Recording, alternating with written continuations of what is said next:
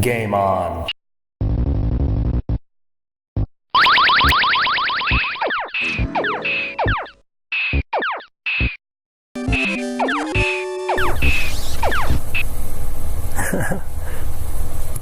Hey Ryan. Boom. Just trying to get everything in camera shot here.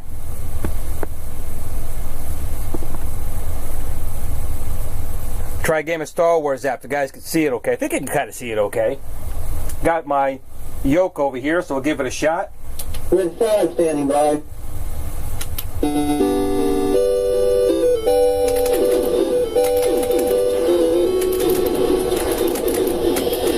Okay, and attack formation.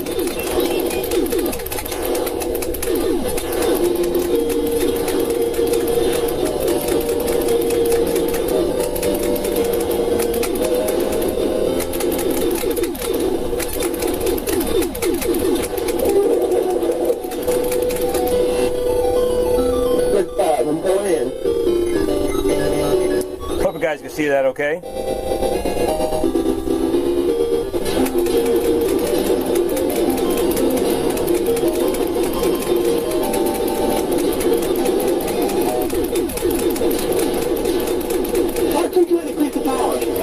I'm really doing bad.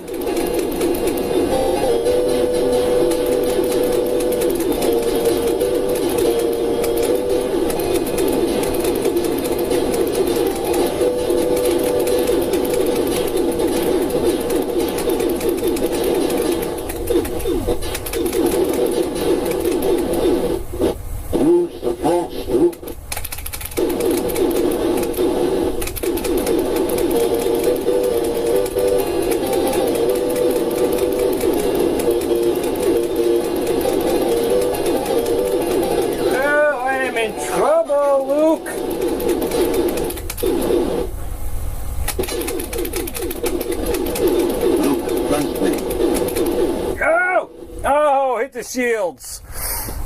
You want to look at Tron? We can see Tron as well. We've got to go over a little bit this way, a little bit more maybe. See if that gets in a little bit more. Getting a little static on the Star Wars here. Maybe we have the volume up too high. I'll have to let it sit for right now, I guess. Hi, everybody. Well, the trigger fingers are doing pretty good on here, I think. I'll try it again. Good side standing by. The yoke's working pretty well. I got good left and right on here. Up and down. I'll start it easy this time maybe. I'm really out of practice. So let's try this again.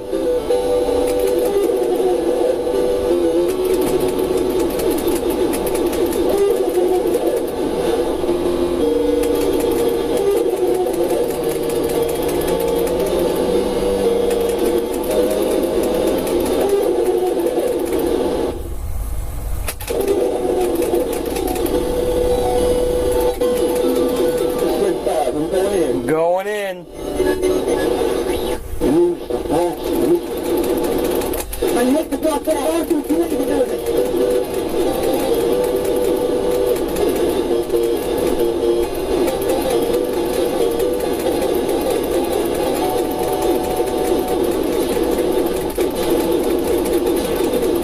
Luke, trust me.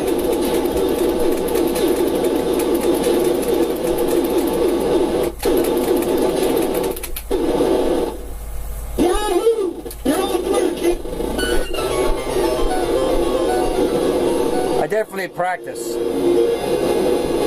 Teal Computers. How you doing, bud? Thanks for joining. Hi, Ryan, Jet Set, and Calvin. Oh.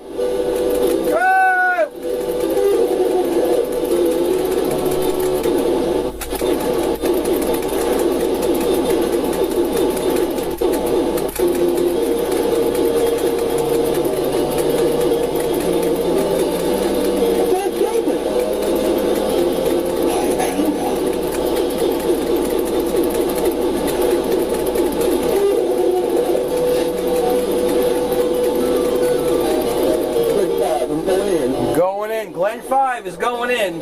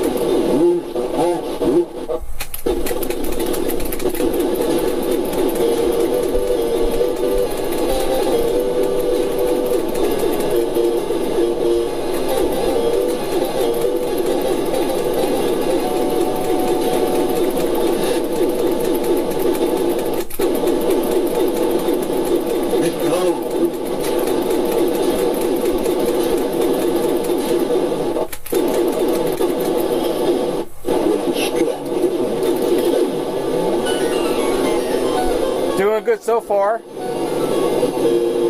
How's everyone doing tonight? Got a little Star Wars going on. We'll choose some Tron in a second. See if I get another level in here.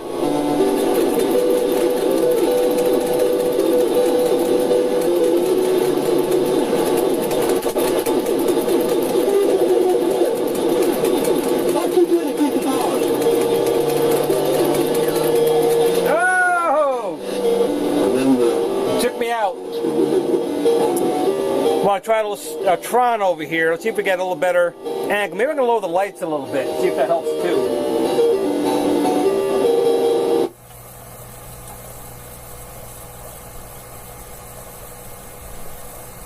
Yeah, it's a little bit better. I'm not quite sure. Let's see how we got. How's everyone doing here? Hey, Grim. How you doing? Is this an arcade in the past? Well, a little bit. Got the Star Wars unit here. This was an Asteroids from Arcade 1-Up. That converted. It got my prototype here of the yoke. The testing's going pretty well. But I think I'll try a little Tron as well over here. I got to put some credits in. Throw in some credits here.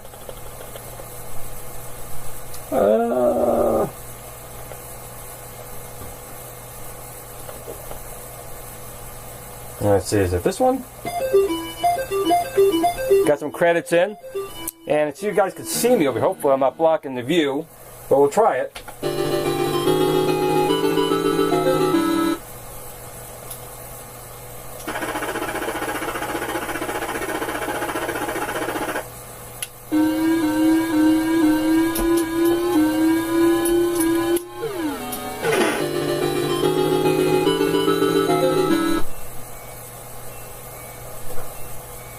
And let's try over here. See what we got over here. Ah, yes. Use a little bit of the spinner.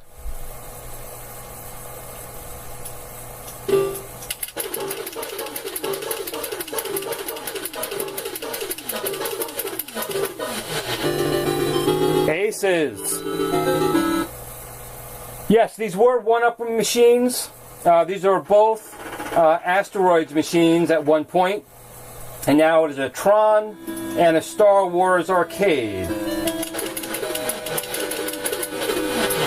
In we go. Yep, these are all 1-Up machines. Got a bunch of them over here. I'm going to come back here for a second. Go down to the last one. The tank. Doing the tanks. Got to tank it on.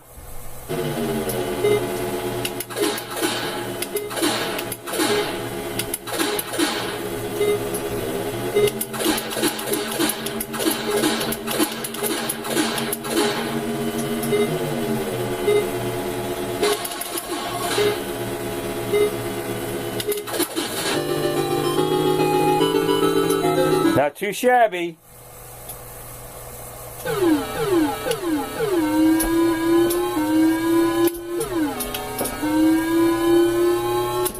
Oh! Let's try that one again.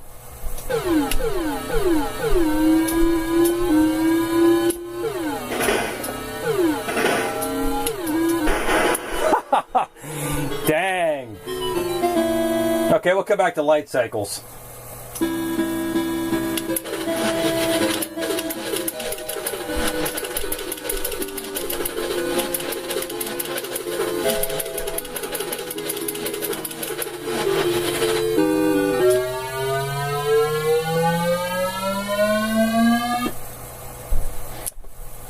Hey Mario, how you doing? It's a little dim. It might be the webcam I have on here, to be honest.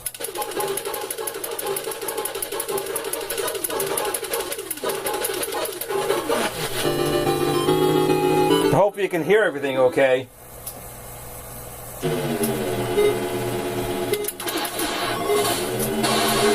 Ah! Oh!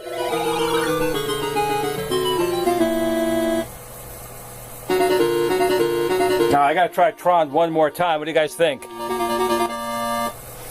Hey! Kyoden, how's it going, buddy? Yes, I took the road trip to the road untaken. I'm gonna try this one more time.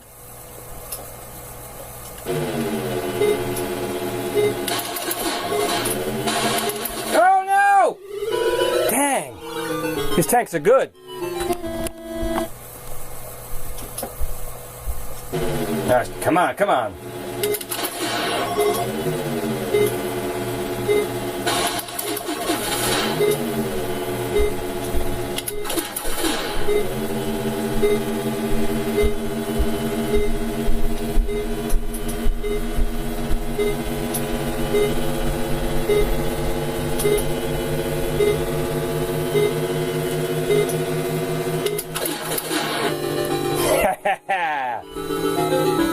All right, gotta try his life cycles again.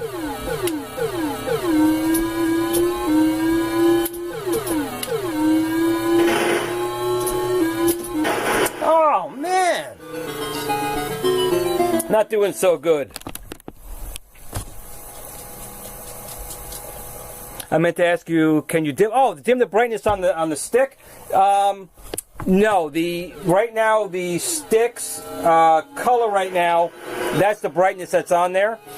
You can put in a potentiometer, and maybe we'll come up with something really inexpensive, like $1 or $2, to let you adjust it. But it probably looks brighter there with the camera than here. It's not distractingly bright. It's actually a brightness that you kind of want from the joystick.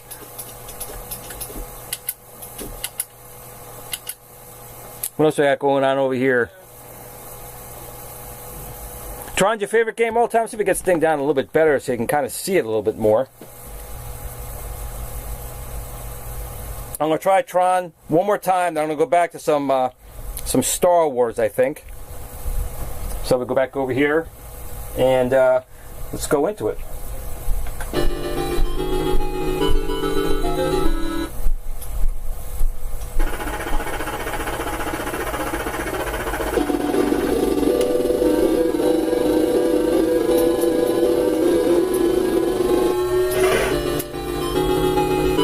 I always love the light cycle stage.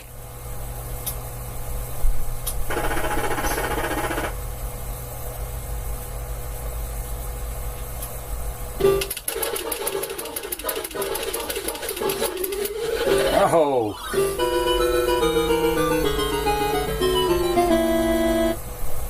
Let's try that again.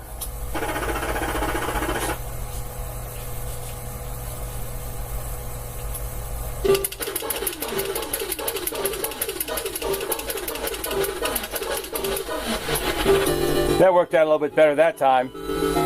See what we got going on over here. One more down.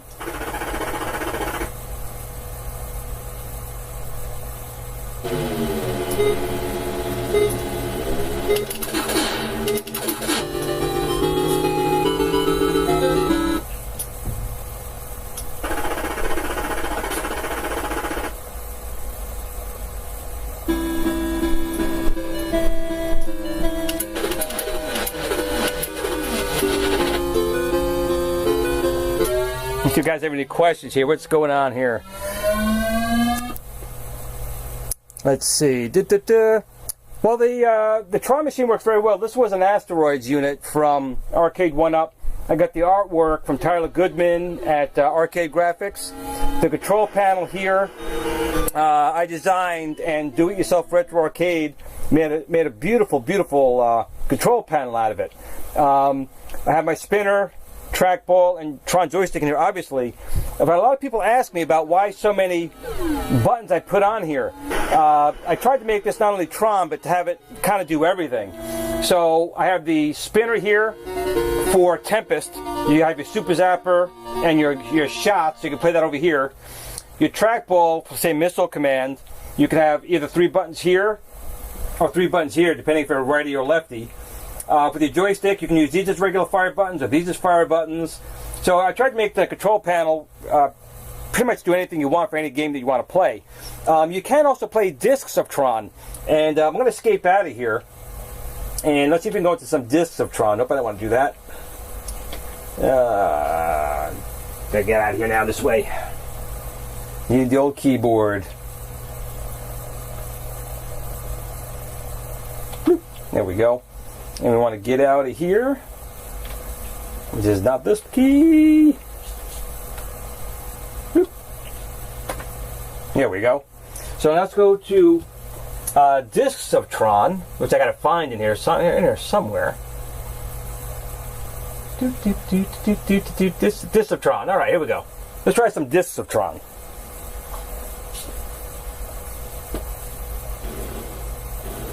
So with Discs of Tron, you normally would have a secondary button up here, but I think I set it up to one of these buttons. I figured, which one did I press? Oh, must have been this button right here. So let's try it out. Guess we'll find out soon enough.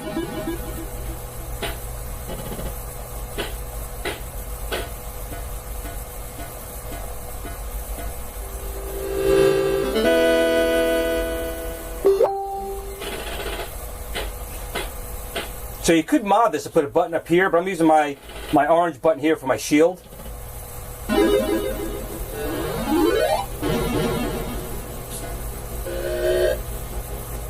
This one, which button's my shield?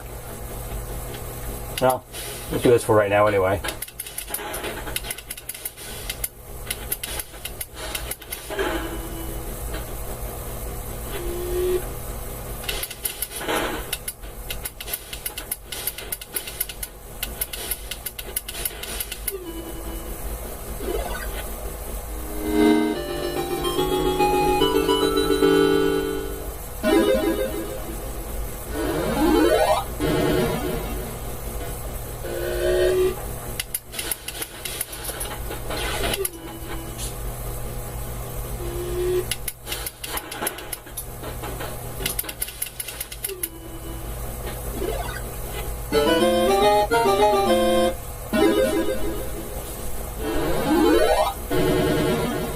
So it plays pretty well.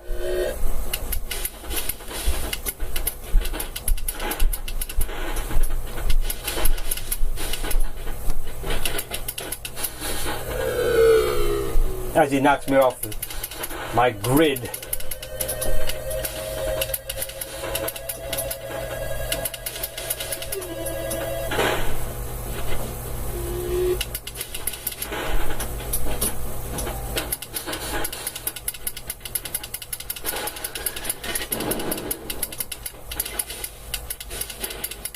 I'm gonna get you, Stark. I'm getting you.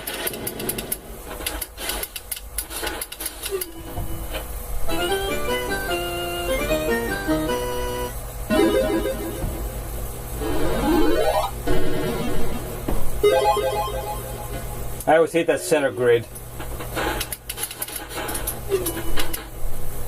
Guess not that time. I guess Stark got out in that one.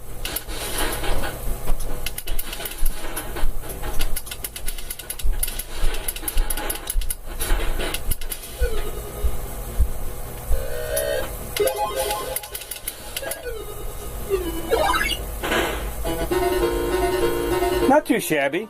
See if anybody has any questions over here. Yeah, I wouldn't mind. I have a lot of contacts with Arcade 1-Up going on right now, and we have some communications going back and forth. Let's see what do we have here. Yeah, Discs of Tron. Yeah, it's a again, this is an Asteroids cabinet that was converted to Tron. The artwork is Tyler Goodman at Arcade Graphics. The control panel was doing stuff retro arcade, but the Tron joystick I sell only has one button on it. So what I did was I have my spinner and my one button, and I set up another button here to act as my shield. So you could press up here, or I can just hit it down here as well. It works well enough. The game is pretty fun. Let's see, what do we got going here? Do I consider my venture into arcade controls a success? Well, I gotta say right here, I'm not really doing it, as I'm folding over my stuff in here, I'm not really doing it for success per se. I'm really doing it to help out the community and also help out the manufacturers. When the Asteroids had come out from Arcade 1-Up, the spinner on there was not very good, and a lot of people obviously complained about it, and I didn't want people not playing the Asteroids or Tempest. Those are two really, really good games. I love Tempest, but the spinner that they had wasn't very good. So my goal was just to get people the proper controls. And to be honest, I haven't made a dime on the spinners, the trackballs, the Tron stick. Basically, the money from the spinner went to help fund the trackball. And then the spinner and the trackball went to fund the Tron joystick. And then those three are going to help try and fund the Star Wars yoke. So, do I feel it's a success? I think people have been very happy with it. The spinner, I think, has been phenomenal. Everyone seems to like that. The trackball is probably not as big a success. I think also partially because the trackball sensitivity in the arcade 1-up wasn't very sensitive to begin with. So when you went from the arcade 1-up's trackball to mine, it felt overly sensitive, and it is sensitive because it's taking a lot of inputs to go into the game. But you can now 3D print other options in there to try and make it less sensitive. But I've been getting a lot of feedback from people saying, listen, after a week of using your trackball, I changed my mind, I like it. So that's been good. The Tron joystick itself is just getting out there now. I haven't seen any feedback on that yet. I'm hoping to get good feedback on it. And the community, that's the biggest thing. I just really want to help the community as far as the controls go. So is it a success? I'm going to say yes. It's been a very big success, but it has been an absolute lot of work. Managing, I'm raising my son, working a regular job, YouTube channel, the forums, the controls, talking to manufacturers, talking to other YouTubers. It's a lot of stuff going on, but I'm enjoying it. Thank you, Mr. Dancing Bozo Calvin Jr. I really appreciate that. I mean, I love hearing people tell me that their stuff that they've gotten has been high quality and they're enjoying it, and it makes their experience with their gaming system a lot better. And I want to also give a shout out to Wagner from Wagner's Tech Talk, who made this really cool. Hold on one second. I'll come back in a second here.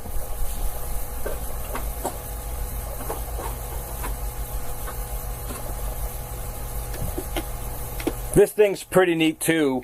Wagner's 3D printed case for the spinner, trackball, and other items. This thing's really neat. If you have a 3D printer, this thing's really cool. And you can modify it, which I really like. So big shout out to Wagner on this one. And I also want to just shout out to my other friends on YouTube. They're all a great bunch of guys out there. What do we have right here? You have the 12-in-1 cabinet.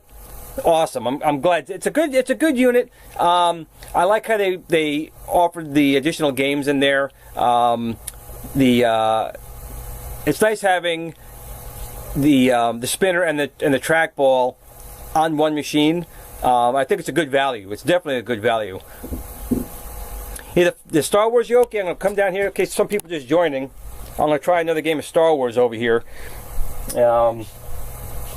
So this is it right here. Now this thing is weighing in right now at about actually almost 9 pounds. It is metal, and it feels pretty good. And I'm going to go again to the easy game because I'm an old man nowadays. I also make sure you guys can see this okay. So I'll bring it down a little bit more. I'm going to go over here and pull the trigger. And I'm having a little problem with the speaker. I think I may have blown the speaker. I put it too loud. But you want to hear the Star Wars song, you know? But it tracks, woo! It tracks very well. There's no moving parts. So there's no gears to break. Which is pretty much something that happens a lot in these Star Wars units, that the gears break.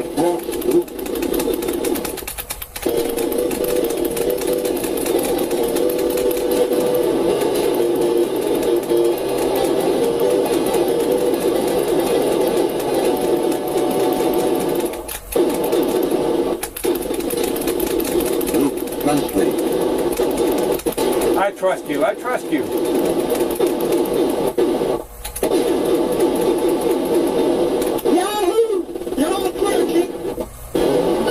Yeah, it works pretty well.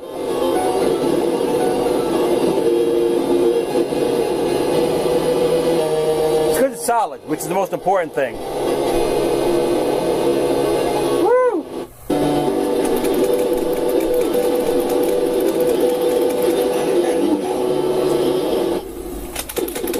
I think I have you now, actually. I always hate this guy. Oh! Do I take a hit just to get you? I'm going to take a hit to get you.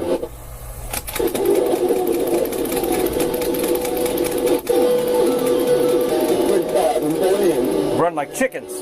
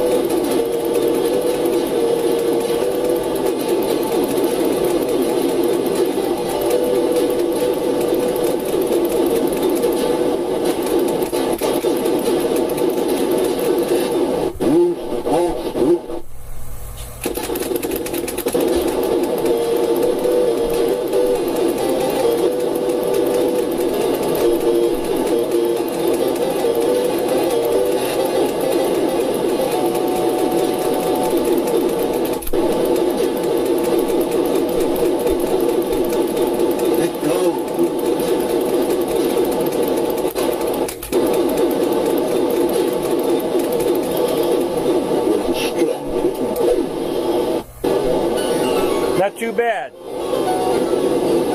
I think the Teenage Mutant Ninja Turtles is actually out now, Mr. Dancing Bozo Calvin Jr. Some people have been reporting it in New Jersey and California. So I think it is out there.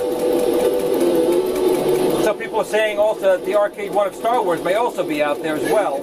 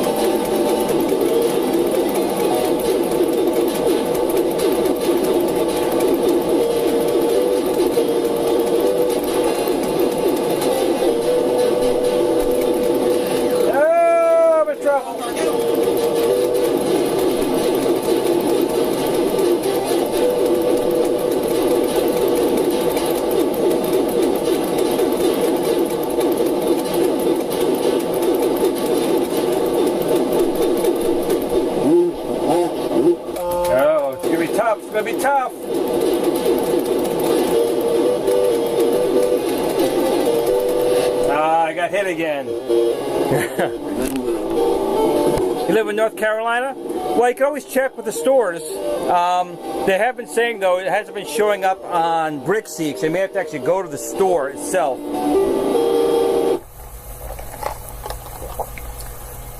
Let's see what we got over here. The Tiny Arcades. Hi, was it TenderKill91? Trying to keep up with me on the Tiny Arcades. Yeah, they're pretty nice. Basic Fun. Actually, I'm uploading a new Basic Fun one tonight. The new Pac-Man number 14. I picked that up a couple days ago, so I'm gonna get that put up. Yeah, you may have to just go in the stores. You may have to even ask an employee if they have it in the back. It may not be put out yet. I think the release date was not for a couple of days yet, but you can always ask. I'm gonna try one more game of Star Wars here. I'm really trying to get a lot of testing on this yoke. We want to try and get it out relatively soon. Arkamai Mods, thank you so much. I appreciate it. That's what it's all about it for me, is just to make sure that the community is taken care of, to be honest. Let's go down over here, try Star Wars one more time. I'm gonna try it on hard to begin with. I'm not gonna make it, but I'm gonna try hard.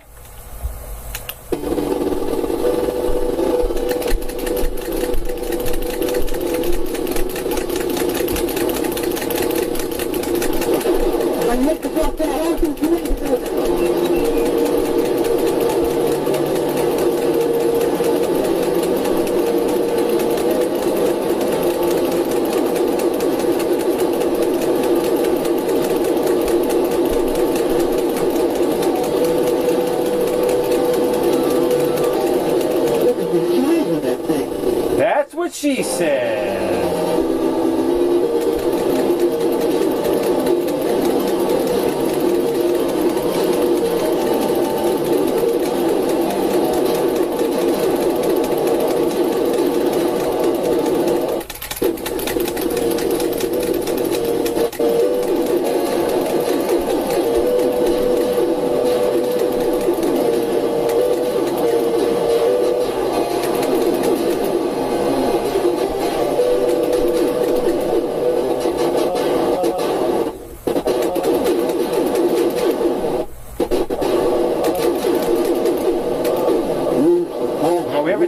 I have a chance here.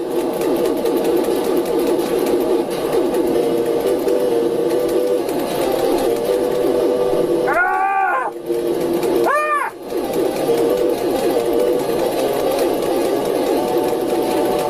What you doing to increase the power?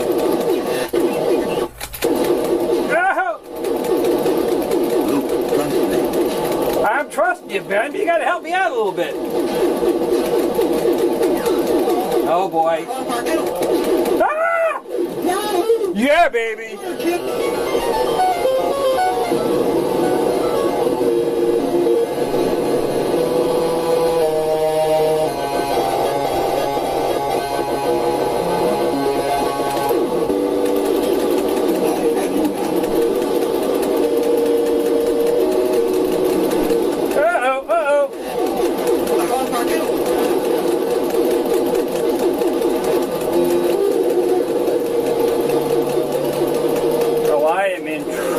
Oh, I'm dead. Oh, but I got my name in there. Woo!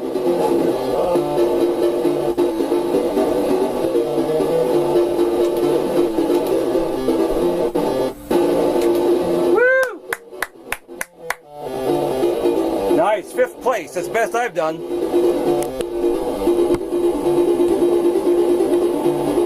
Have a good night, Nooker Mods. Alright, I'm going to do one more game, I think, of Tron over here. Give him a little more love and attention. And this will be Tron Deadly Discs.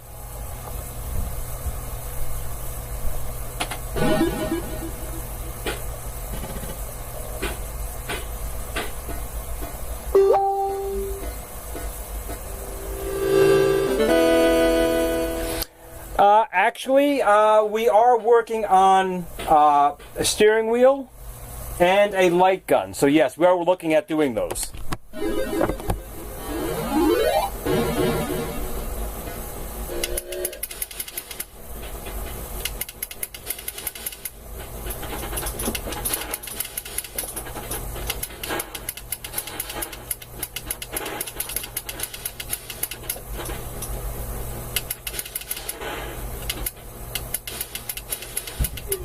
About time I got him, huh?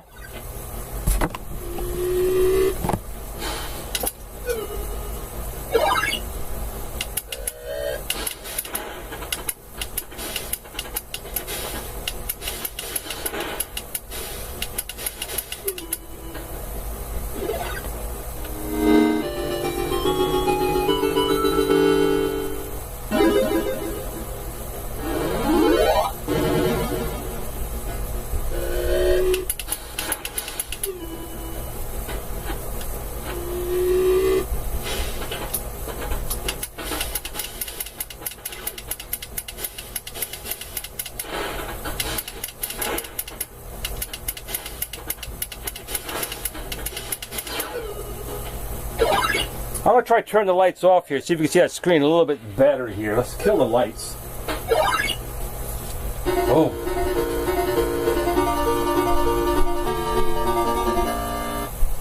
And let's try this again.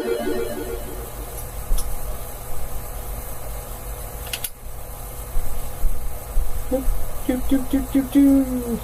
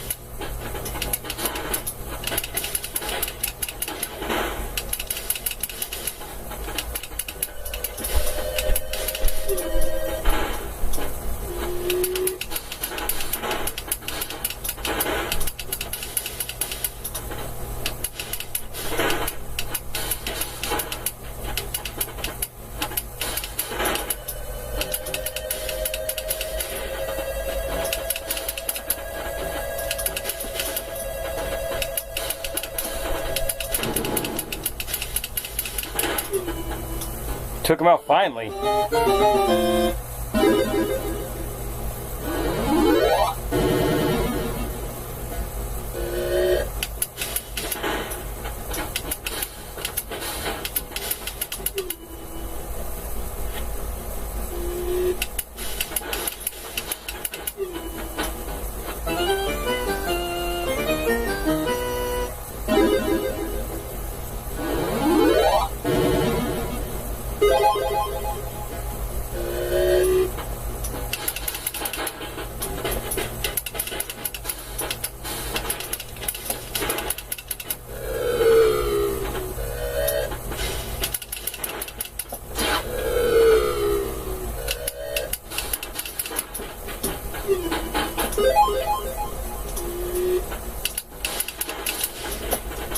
Oh, he took me out there. Let's turn the light back on.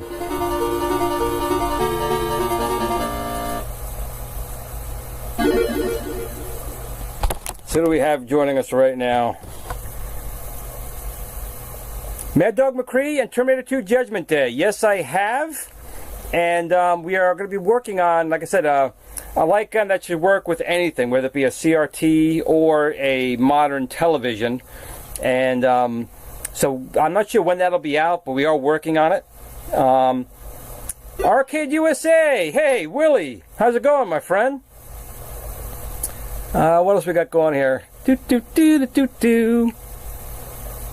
Red 5 was standing by. Red 5 did pretty good. He got in 5th place, so I'm pretty happy with that. Well, thank you very much. Was it Tinderkill 91? Sorry, my eyes are old like anything else. Thank you very much. Yeah, I have a fairly good collection of stuff here. I'll probably do a video on that. Actually, I'm waiting for my friend Amiga Bill. He's not too far from me. He lives maybe half hour away. And I've been saving doing a walkthrough of my gaming room till he comes over. He's basically a professional cameraman, so he would do a much better job than I would showing everything off. And I'll even take everything out of plastic for him. Hope everyone had a good Saturday. It's Eastern time over here, so it's about 9:30. And just basically was doing just testing on that Star Wars yoke, which is the big thing right now. And also something else I have to work on as well is I got this little Game Boy from Renegade Labs. So I gotta get this little guy put together soon. I was gonna try and do it today, but the yard work took over a little bit more time than I thought. But I can't wait to put this together. This is it's an actual Game Boy case, and you use a Raspberry Pi, either a 0 or an A+, I believe. And the board is already done. So I'm dying to get started on this. It looks really, really nice. Renegade Labs, they do a lot of nice work. It's a good guy over there as well. So this is something else I got to do a video on very, very soon. I was hoping to get started today, it just didn't happen.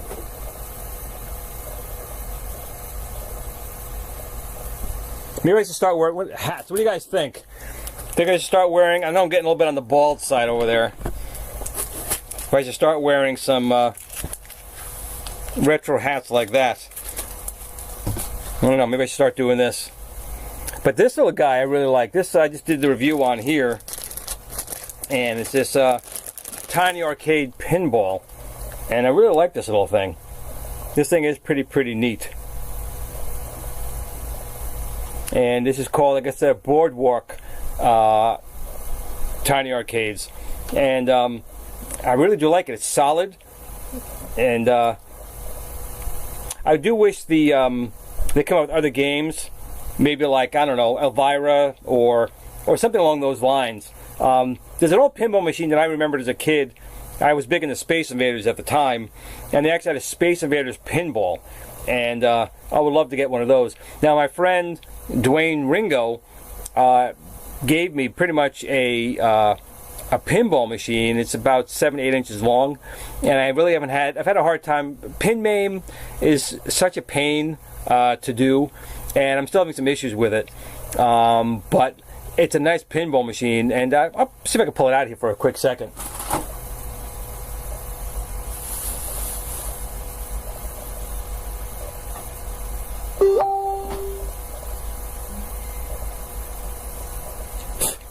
I know my buddy Willie has one as well. So Dwayne gave me basically the parts, and I put the guts in it. And I had the Black Knight running on this, but I want to have other games running on it as well. And I just haven't had the, I don't want to say I had the time, because I've been trying for a while, but the virtual pinball software is just such a nightmare to use. So it's not fully functional yet, but big shout out to Dwayne Wingo, who actually has his own Facebook group on, Facebook. It's MAME Arcade and More. And he's built some really nice things. I know Willie over at Arcade USA can definitely talk about stuff that his friend Dwayne, he actually known him, I guess, since college. If they did Medieval Madness, yeah, that would be pretty cool. That would be freaking cool, Billy. You want to see the inside of the yoke? Not just yet. All I can tell you about it is that it doesn't have any gears in it. Has no parts that'll wear out. It's very smooth. There's no gears whatsoever. It really shouldn't break, period.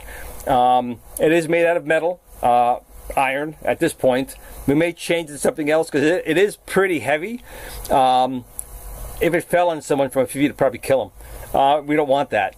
But at some point, especially once we start getting a couple out there, I'm sure someone will open up and do a video on it. But again, my partner does work and is part of a large arcade manufacturer out in this part of the world. And so the stuff he's building is all high quality. Again, the spinner and the trackball is just a little precedent of the stuff that he's able to build. And again, we're keeping the prices absolutely as low as possible, because not that we're trying to make money on them, because we're not, but we want people to have a good gaming experience.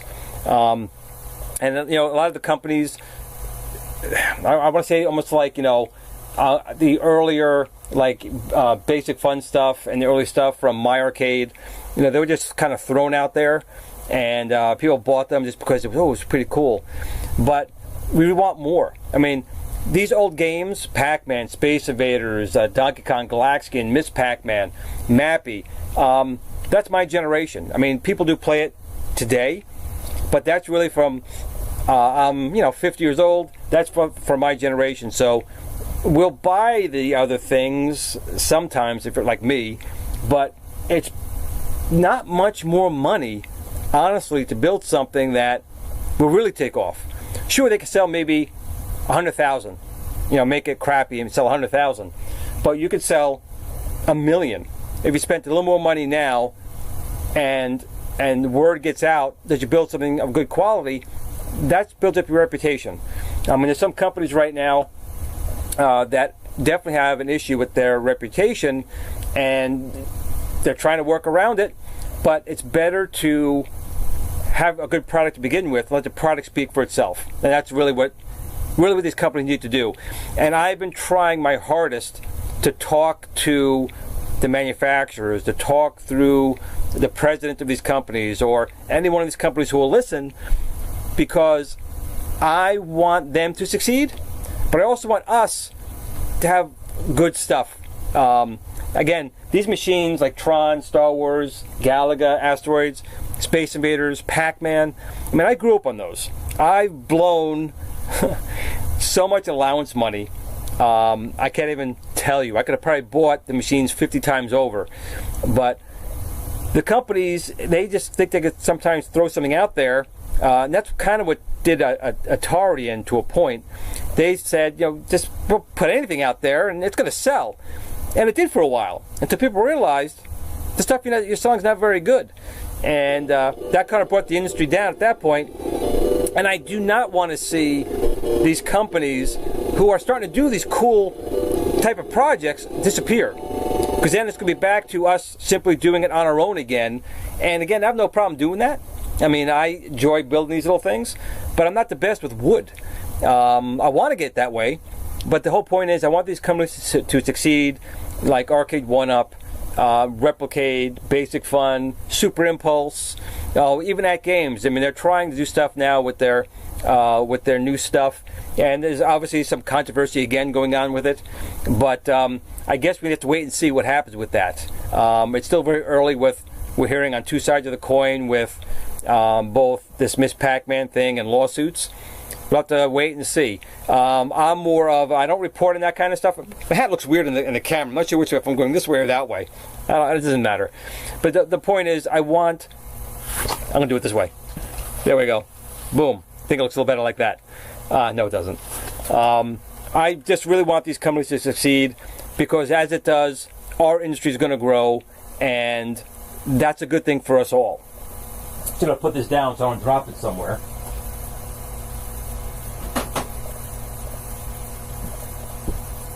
I mean, right now, we're having a pretty good resurgence of these classic games, classic machines, and companies realizing there's a market for us.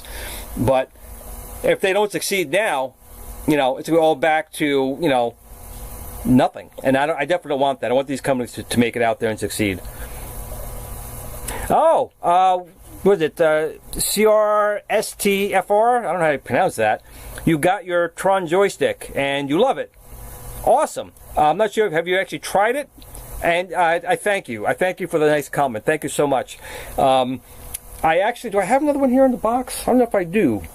Look around here for a second. I have so much stuff in this room, I don't even know what I got sometimes. Where did I put it? Where is it? Oh, it might be in the other room. Hold on a second. Yeah, yes.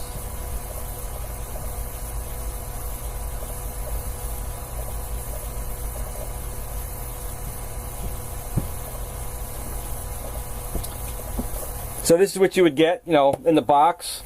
And if you open this little guy up right here, these boxes never want to open.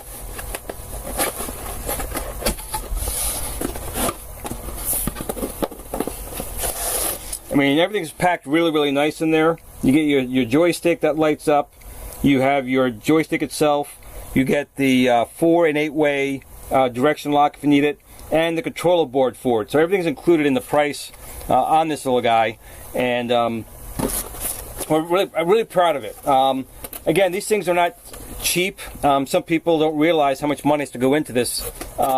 It's surprising how much it costs to have plastic molded.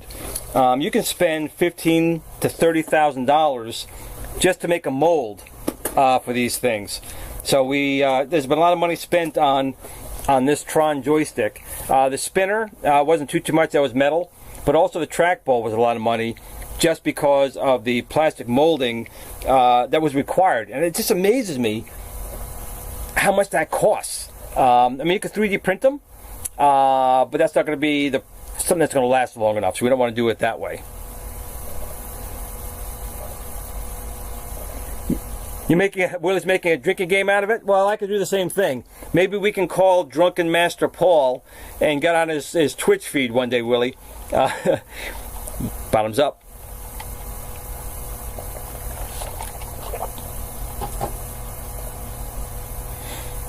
So I think I'm going to do one more game of, say we do Star Wars. Well, nostalgic, let's see, for some of these, I do. Yes, I do like the 5200. Very, very true.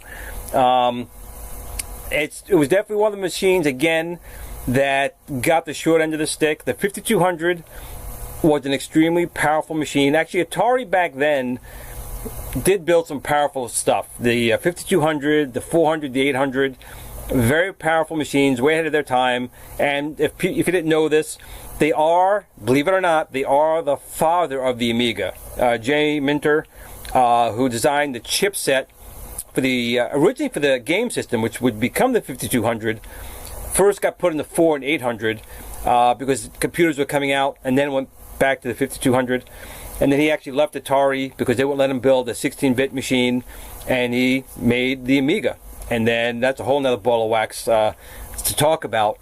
But the chipsets in those machines were phenomenal. And the 5200 would have done phenomenal, but again, it was the upper management who wasn't listening, or if someone like me was there, knocking the guys in the head about their controller. If that controller wasn't faulty, the 5200 and the gaming industry of that era probably would have been quite different. Unfortunately, They didn't listen to their own engineers. They came out with a joystick that was very, very faulty and corroded very easy. It is fixable. Actually, all of mine I've repaired myself with just using some aluminum tape, and because the carbon dots fail as well. But 5200 is a really fun machine. And again, if you have the 4800, it's basically the same machine. I do wish, though, that they came out with just a digital joystick for some of the games.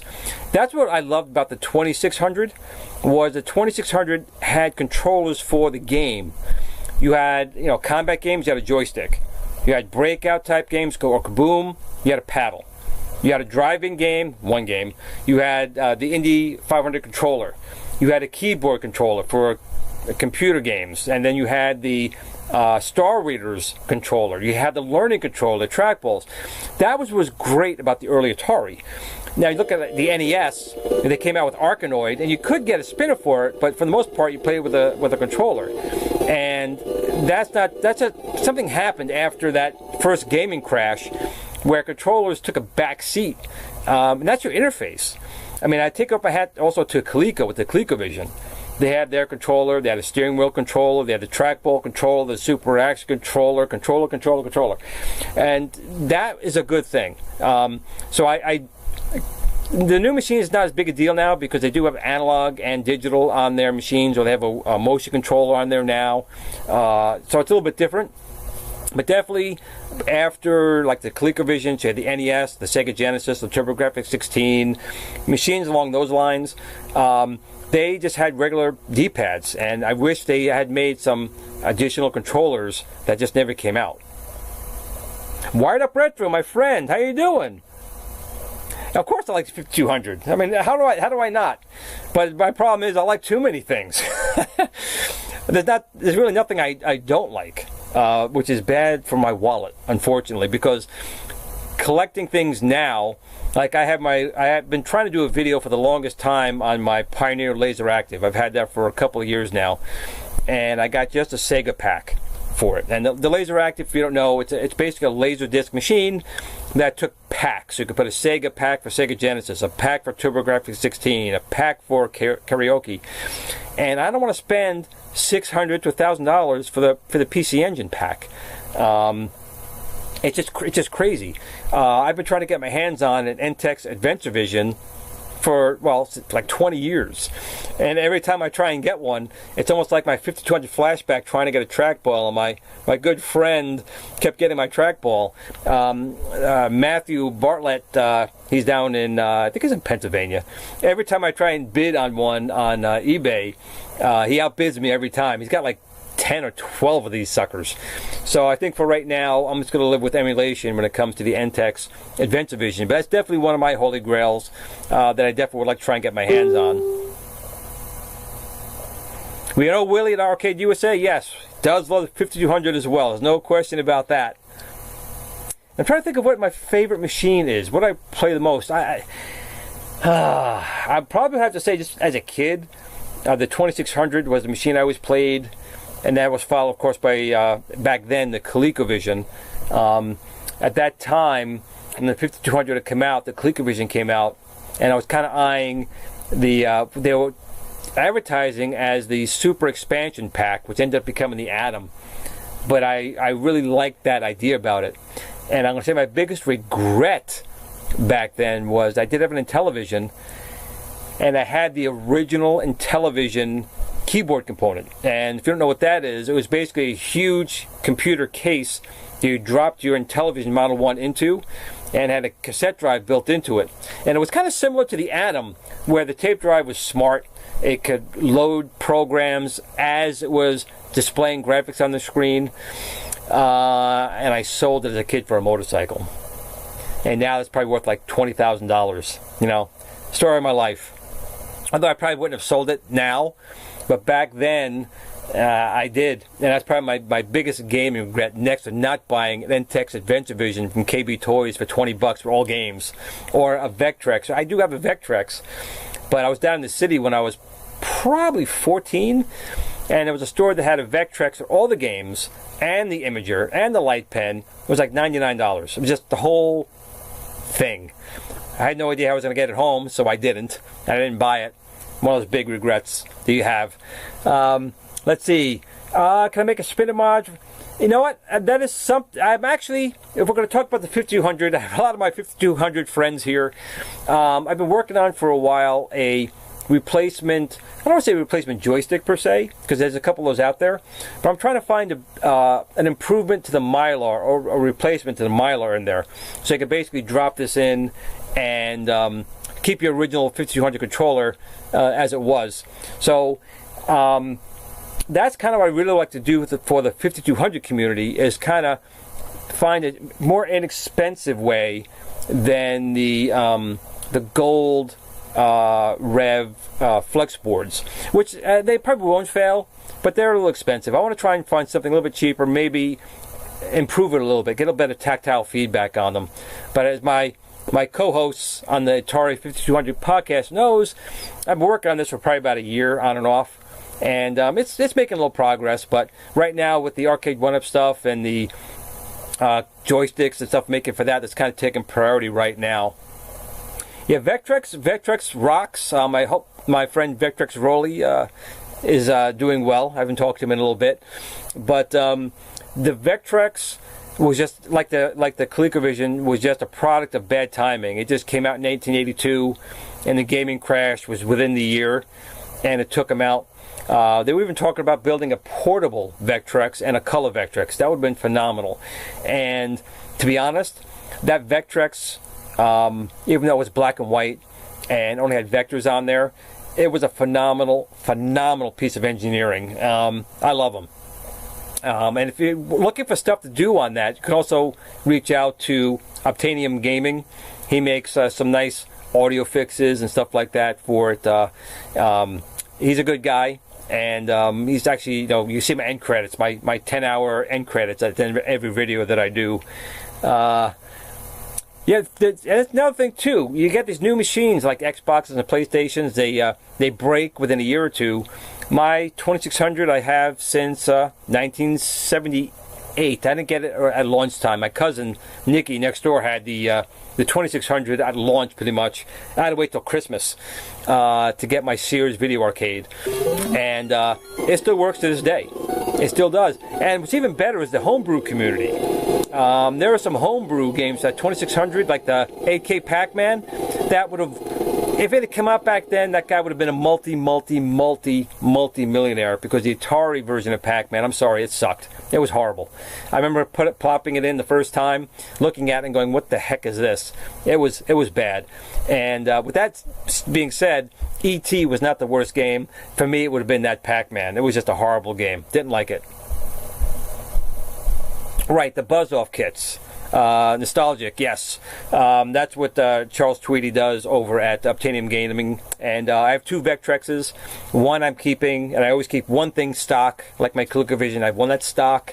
And then my other Vectrex does have the buzz-off kit, and it's really easy to install. And the sound quality is more improved. And just on my ColecoVision, I have one stock, and the other one I got an F18A in there, the video enhancer board. And that's kind of what I do. I try to buy two. One that mods, one stays this pristine, if you will. And usually the one I mod is I try and get them broken or not working well, get them repaired, so I bring them back to life, and then I dissect them and do something to them at that point. Yep, Sears. I mean, to be honest, I was always jealous of my cousin Nicky because he had an actual Atari. And I knew mine was an Atari, but it said Sears Telegames on it. But the longer I had it, and again, it was the Heavy Sixer. I have a couple of Atari 2600s. I do have my Heavy Sixer, and then I have the regular ones, including the Junior. But the Sears Telegames one, back then, I didn't appreciate it as much as I do now. It's a nice machine. And I really, now we're talking about that, I really miss the Sears Wish Book. Back then, we were kids. When I had that Sears Wish Book come out, I would come home from school. I memorized every single thing on every one of those pages. And of course, I wanted everything in there, especially if it was electronic, Vectrex. I remember telling my father back then I wanted a Vectrex. And he's like, why do you need that? You got an Atari. So I didn't get it. I had to wait almost 20 years before I got my first Vectrex. And I love it to death. Phoenix, yes, Phoenix also was a very good game, and I definitely played a lot. I'm gonna date myself a little bit. I still like the original games. I had Target Fun for my Sears version, and my cousin had Combat. Of course, Space Invaders on the 2600. I actually didn't like originally. I mean, it was Space Invaders, I liked it, but I wanted it to look like the arcade Space Invaders, so I always hated it because of that. But as the years have gone on, I really appreciated the 112 game variations that were on there, and it's amazing what work he did with that. But I also loved Adventure.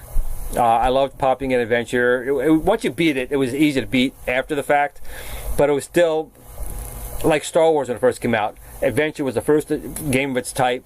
It was something new. Those dragons, they were dragons. They look like ducks, but they were dragons. And that game, I loved to death. The 2600, Kaboom, of course, Pong, Breakout, all classics on that machine. Activision made some really good stuff.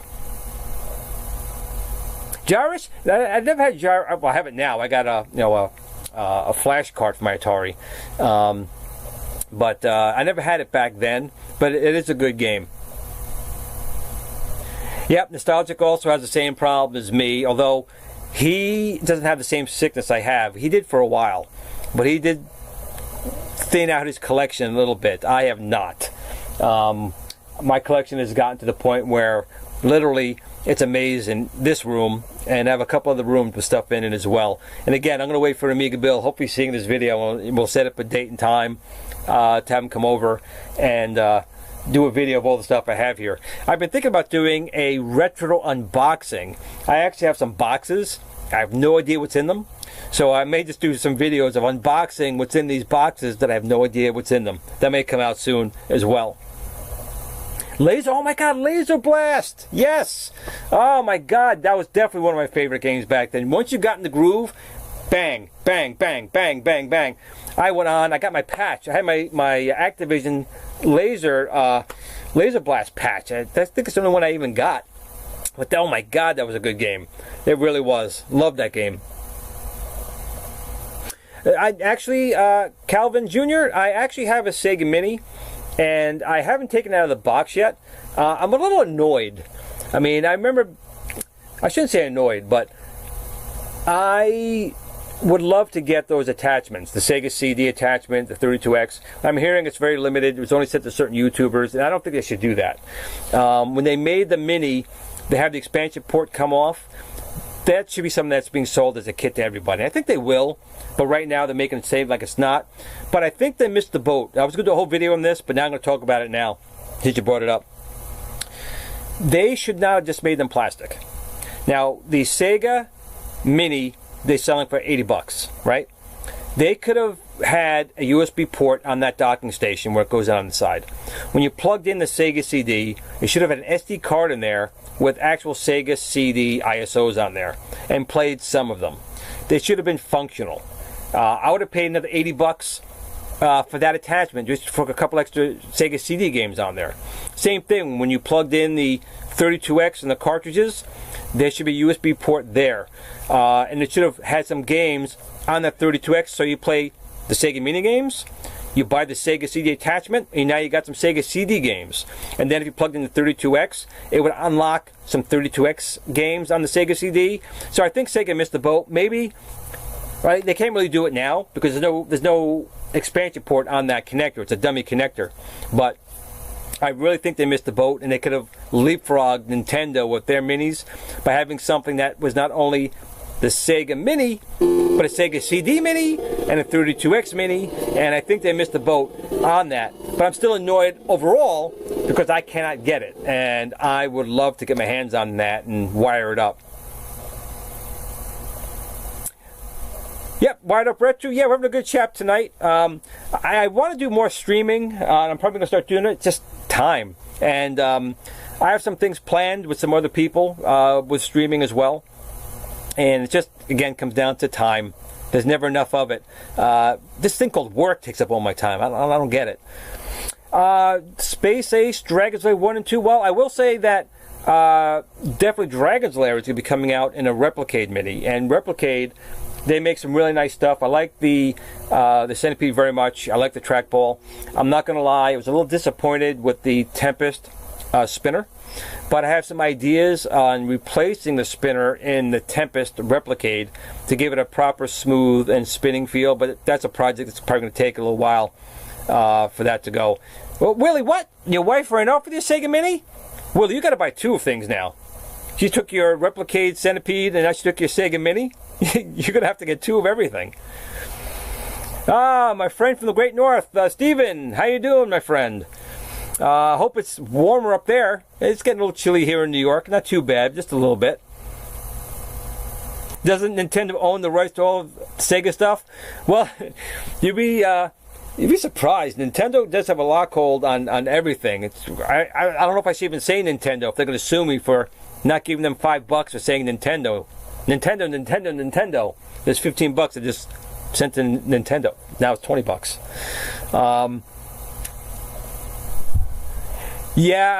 I'm not good for my channel either. Nostalgic.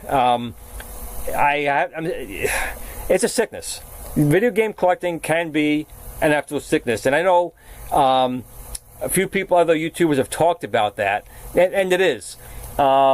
I will say, and I'm going to say it here now, at one point I will thin out the collection. I'm not sure when that'll be. Maybe when I'm dead. I don't know. But I think at some point it probably will happen. But it's definitely not right now. And right now I'm still in the hoarding gaming phase of things right now. So the more they release, the more I got to find space. That's all. That's not a big deal. Yep, I actually have the Dragon's Lair on DVD as well, and I'm a Raspberry Pi and PC. They all play fairly well. I was always really disappointed with the Laser Active. Again, the Laser Active, the whole point of that machine was to play Laserdisc games, and to be honest, the Laserdisc games on that are horrible. They're terrible. And that was a perfect platform for Astron Belt. Dragon's Lair 1 and 2, all this type of games, Space Ace. That was a perfect platform for it, and not one of them was ever available for it, which I think was so stupid. They actually were planning on, believe it or not, Dragon's Lair and Space Ace for the Atari 7800. Yes, you heard me right. The 7800 from Atari, they did have a working prototype Laserdisc attachment, because at the time, Dragon's Lair and Laserdisc games were the new big thing. So Atari actually developed a Laserdisc player and had Dragon's Lair and Space Ace playing on it. But then the gaming crash kind of happened, and that kind of whole thing fell to the wayside, and it never happened. That's a shame, because the Atari 7800, again, like the Atari Lynx, and yes, even the Jaguar, they were good machines. They never really had a chance. I really think that the selling of its soul to Warner Communications just really killed Atari for what it would have been. Atari would have been the Nintendo of its era, and it was for a while. But once Warner had it, that was kind of it for them.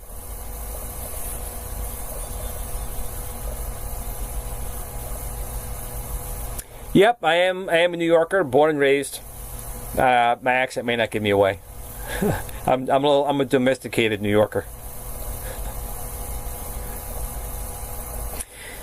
Yeah, Replicade. Well, Replicade actually has not met one of its deadlines, but usually for good reason. Replicade, they do try and make sure that when they release something, it's done right. Even the Centipede didn't make its deadline, but it was worth the wait. The Tempest missed its deadline, and I had a video I posted about that, about some latency in the controls, and I was talking with them, and they came out a couple of firmware updates, and even after they kind of fixed it, it still doesn't feel right. It looks great. I mean, it looks great. I still think the gameplay is not right where it should be, so at some point I'm going to tackle that. So the Street Fighter 2, I pre-ordered that one as well, so I'm waiting as well. But I'd rather them come out late and have it done proper and make sure all the bugs are worked out of it. I'm definitely looking forward to the Asteroids. I'm a huge Asteroids fan. I'm definitely looking forward to that Missile Command. I'm a huge Missile Command fan. And of course, I'm looking forward to the Dragon's Lair. I'm a fan of looking at it. I suck at it. I cannot play Dragon's Lair without cheating in some way. I'm not good at it. I never got good at it, but it looks great. Although I will say that on the Wii, there was a game, Dragon's Lair, that I really did enjoy. But I suck at the Laserdisc version big time. Stellaris is a good game. Yes, it is. I did play that game as well. That was a good game.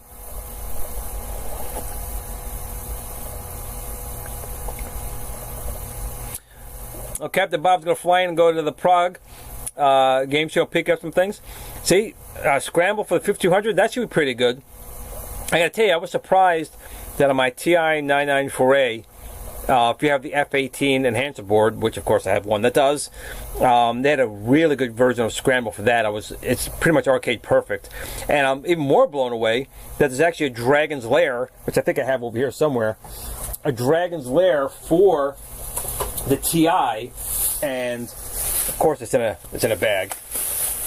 But it's the actual Laserdisc game ported to the TI, and it's phenomenal. If you want to look at that, I have it on my channel. But again, I had to cheat to finish the game. But there's just something about Dragon's Lair. It's not an easy game, yet it's an easy game if you know what to do. If that makes any sense. So what else we got going on here? Thanks, Wired Up Retro. Yeah, I'm still blown away. You know what I'm more blown away at? I understand how they're able to get the graphics on there, either in 16 colors or the F18 enhanced. But I always thought the TI sound chip was horrible. Now, again, it was in the ColecoVision and some other things after the fact. But the sound I always got out of the machine was very tinny. And it's playing music, it's playing sound samples. The guy who, I think it's Lonely Lion, who developed it, says he didn't put anything special in for sound. It's using the normal TI sound chip. And I was more blown away with the audio I was hearing from the Dragon's Lair and the TI than the actual visuals. I'm still blown away how well it came out. I really am. Yeah. Well, I got to try and help my Canadian friends sometimes. We may need you guys' help with all that's going on in our government down here. I know your government's having some problems up there. I think maybe both our governments are clashing a little bit with being dumb. So maybe we can help you out with that, sure.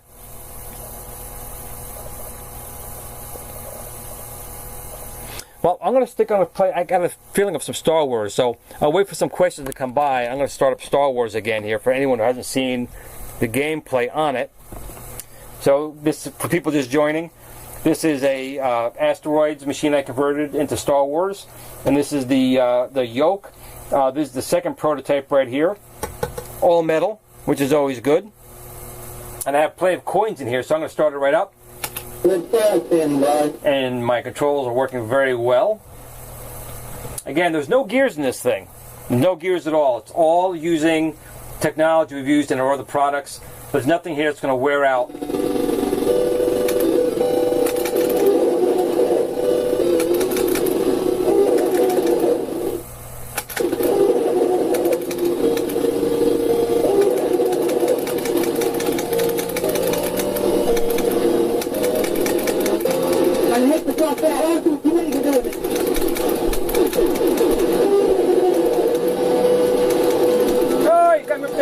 Jack? I'm going in.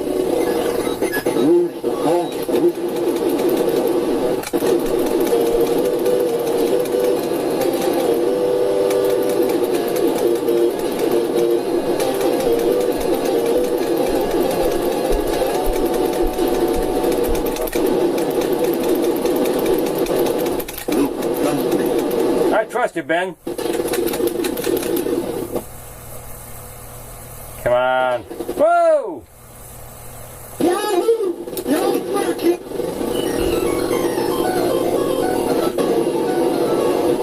It's always nice when you get that Death Star going.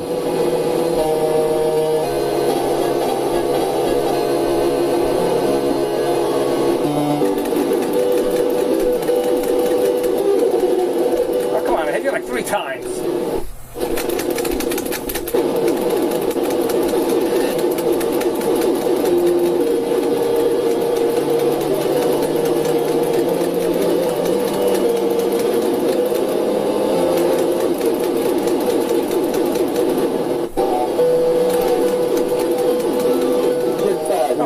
play this game on the PC, your ColecoVision, your Atari 5200, your Atari 2600, your TI. They made this game for everything.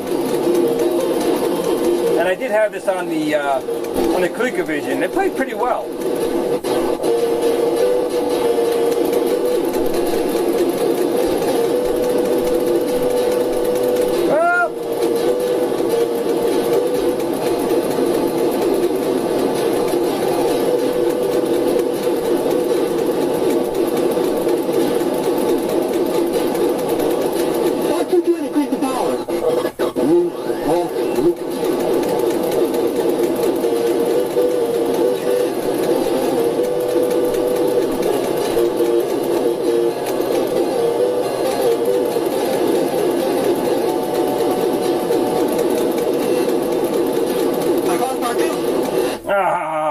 Took me out. But it works pretty well.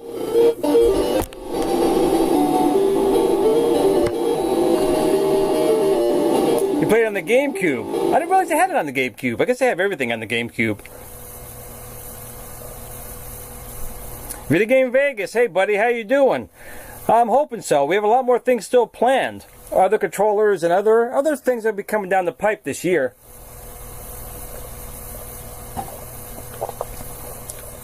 My big goal is just really to get a lot of these things out in the hands of you guys.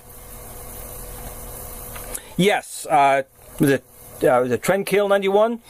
Yeah, we're working on a steering wheel, a shifter, and pedals. We're working on a light gun, but that won't be till after we get the Star Wars yoke out. We just got the Tron out. The Tron joystick's been out for about 2 weeks, and the Star Wars yoke is on its way. When I say it's on the way, it's got to be manufactured still, but pretty much the machine is done. And once that is done, we'll be looking at the driver controller and the light guns. I'm not sure if the steering wheel will be out before the light guns, if the light guns will be out for the steering wheel. I have no idea. And also another thing we're going to be working on is like the Archive Warriors. It's a joystick they can click into 8 positions. We want to do something like that as well, because I love those type of games like Frontline. I want to build a Frontline, and I need a proper control to do that. It's a bonus game in one of the Star Wars Rebel Strike games. Oh, okay, pretty cool. I gotta fix the speaker in my Star Wars. I blew it out. It wasn't a high. Again, Glen's Retro Show is use everything that I have. I don't buy anything new for the most part. So I had a speaker that wasn't in the best of shape. It was a paper speaker, and I had the volume up too high, and I think I blew it. So I'll have to figure that one out and get that fixed. So we'll stay live another 9 minutes. I think an hour and a half is pretty good, pretty good for a live stream. So we'll be around for another 9 minutes. If you guys have any questions. What's in the Star Wars cab? It is a PC. It's an i5 with only like 8 gigs of RAM, and it's running MAME. I think it's MAME 1.81 on it. However, when I was doing testing the other day, I was testing it on my Raspberry Pi 3, and I actually felt, I think it played better on the Raspberry Pi 3 than this old computer in here. So I may actually pull the PC out and just put my Raspberry Pi 3 in there and go that route. Do I box? I play some Punch-Out. That's about it. No carpal tunnel either, or maybe I do, I have no idea. But skinny fingers, they work a lot. A lot of typing, a lot of controls. I'm one of the generation who had what they call the Atari thumb, which later became the Nintendo thumb, which later became the BlackBerry thumb. But it all started with the old Atari.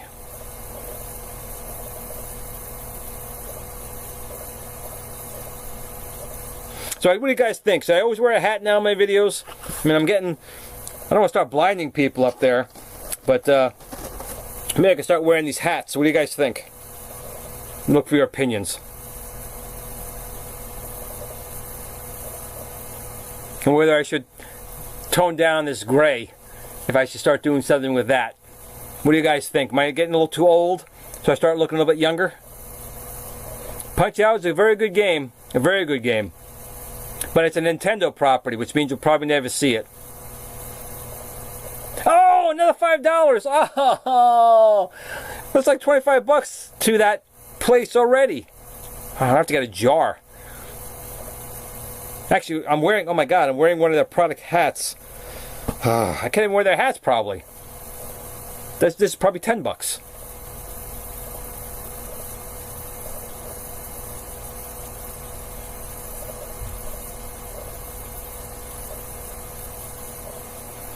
Did I ever pick a front end for my MAME machine? No. For my MAME, I mean, I've used a couple, like a Hyperspin and stuff like that, but I don't play a lot of variety of games. I play a lot of the classics, though. You know, your Asteroids, your Space Invaders, Mappy, stuff along those lines. Although I do enjoy some virtual racing and was it Arcade USA? Or was it Arcade USA? What is that? What is that game from Sega? I can't think of it now. The driving game. It's not Arcade USA. Daytona USA. Thank you. Daytona USA. So I do play those, but front end to me, it's a bit of a resource hog. I have no problem putting some stuff in favorites. I'm a little old-fashioned that way.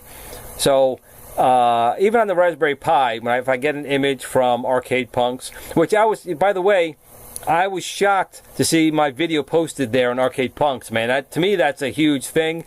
It was over, was it, not Wired Breto, sorry. It was over Wagner's Tech Talk on his 3D printed machine, and they posted my video over there.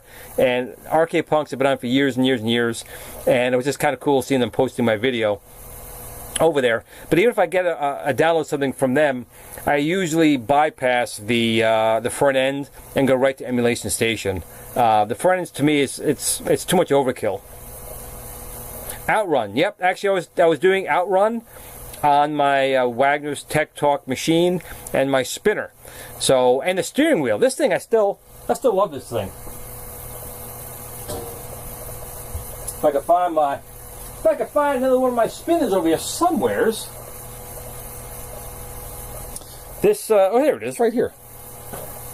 So, again, Wagner came up with this 3D printed steering wheel, and you take my spinner here, and it goes right on top of it. So you could do driving games, and that's just amazing.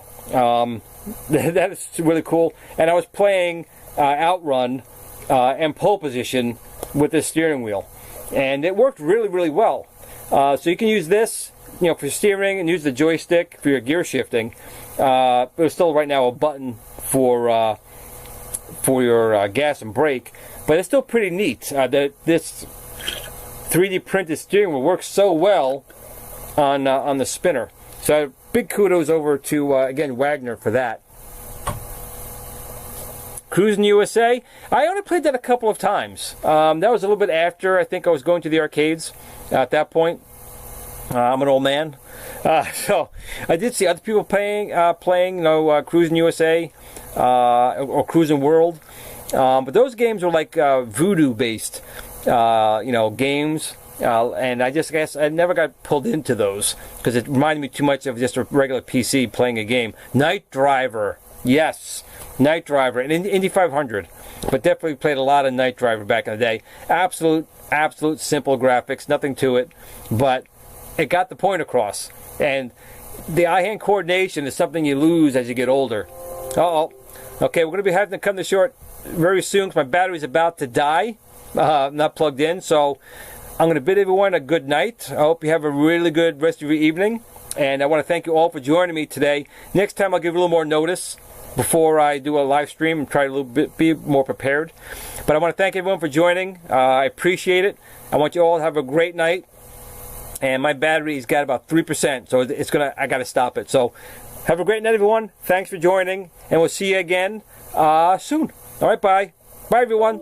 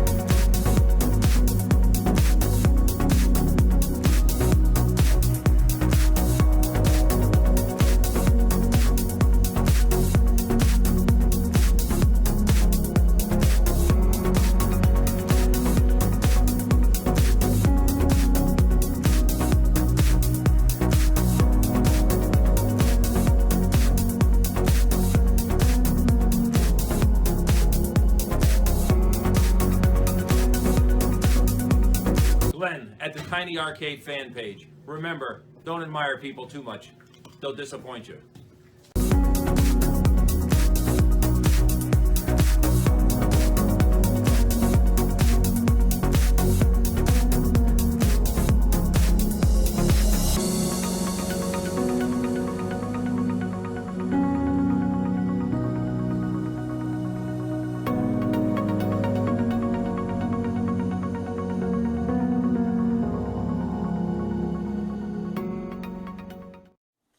Sit, Blue Blue, sit. Good dog.